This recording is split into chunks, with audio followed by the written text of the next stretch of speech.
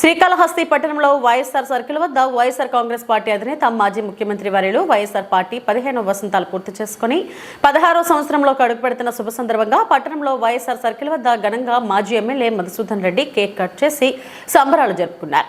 ఈ కార్యక్రమంలో వైఎస్ఆర్ కాంగ్రెస్ పార్టీ మాజీ దేవస్థాన చైర్మన్ ఆంజూరు శ్రీనివాసులు, మాజీ కౌన్సిలర్ కంటా ఉదయ్ షేక్స్, సిరాజ్ బాషా, గౌరవ పంతులు, బుల్లెట్ జైశ్యామ్, యశ్వంత్ కళ్యాణ్ తదితరులు పాల్గొన్నారు.